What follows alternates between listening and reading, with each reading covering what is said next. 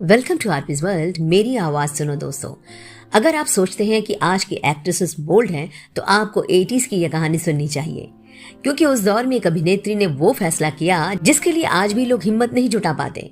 वो माँ बनी बिना शादी के।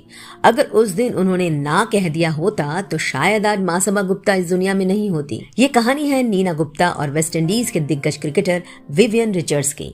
सोचिए, 1980s का भारत, ना सोशल मीडिया ना सपोर्ट सिस्टम। जब नीना ने विवियन को बताया कि वो माँ बनने वाली हैं, क्या उन्होंने मना किया? नहीं, नीना ने बताया था। विवियन ने फैसला उन पर छोड़ा। नीना ने अपने इंटरव्यू और किताब में बताया था फैसला उन्होंने लिया, विवियन ने उन्हें रोका नहीं। लेकिन शादी नहीं हुई। क्यों? क्योंकि विवियन उस समय पहले से ही शादीशुदा थी। रिश्ता था, लेकिन सामाजिक और वैवाहिक जटिलताएं भी थी। और यहीं से शुरू होती है असली परीक्षा। कुछ समय नीना गुप्ता ने वेस्ट इंडीज में भी बिताया, लेकिन उन्होंने महसूस किया कि वहां अपनी पहचान खो देंगी। नीना ने भारत लौटने का फैसला किया। सिंगल मदर, बिना स्टेबल इनकम। क्या ये आसान था? नहीं, बिल्कुल नहीं। वैसे तो आज सिंगल मदर शब्द सामान्य लगता है, लेकिन 80s में ये हेडलाइन बनता था। लोगों ने कैरेक्टर पर सवाल उठाए, लेकिन नीना ने बच्ची को जन्म दिया और अकेले पाला। क्या इस फैसले की कीमत उन्हें करियर में चुकानी पड़ी? नीना ने कई बार माना कि उस दौर में काम कम मिलने लगा। इंडस्ट्री बोल्ड फैसलों को आसानी से माफ नहीं करती। और फिर आया वो दौर जब अपीयरेंस टैलेंट से बड़ा मुद्दा बन गया। हाँ, और फिर आया वो एपिसोड जिसने नीना को अंदर से हिला दिया।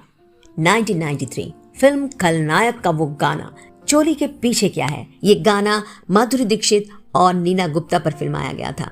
नीना गुप्ता ने बाद में इंटरव्यू में कहा था, उस दौर में एक्ट्रेसेस के काम से ज्यादा उनकी इमेज पर चर्चा होती थी। चोली जैसे गानों पर सवाल उठते थे, लेकिन सवाल हमेशा महिलाओं से ही पूछे जाते थे। क्यों? क्योंकि इंडस्ट्री में पावर किसके पास थी। और तो और फिल्म खलनायक के इस गाने को, यानी चोली के पीछे क्या है, इस गाने को याद करते हुए नीना ने हालिया इंटरव्यू में बताया कि उन्हें कहा गया कि पैडेड ब्रा पहने ताकि वो फुलर दिखें। उन्हें बहुत बुरा लगा। उन्हें लगा ये अपमानजनक है।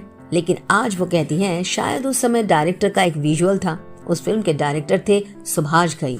नीना ने कहा उन्हें उस समय बहुत गुस्सा आया, लेकिन आज वो इस घटना को अलग नजरिए से देखती हैं। ये आरोप नहीं, ये अनुभव था। लेकिन सवाल यही, क्या उस दौर में एक्ट्रेसेस का अपनी बॉडी पर पूरा कंट्रोल था? नीना का पर्सनल लाइफ हमेशा चर्चा में रहा। प्रोफेशनल लाइफ धीमा, काम कम होने लगा। क्या यह करियर का अंत था? फिर एक दिन इंस्टाग्राम पर नीना का एक पोस्ट, मैं अच्छी एक्ट्रेस हूँ, मुझे काम चाहिए। 50 की उम्र में काम मांगना, ये ईगो नहीं, ये साहस था। फिल्म बधाई हो। और इस बार चर्चा कंट्रोवर्सी की नहीं, उनकी एक्टिंग की थी। नेशनल अवार्ड, सम्मान, तालियां।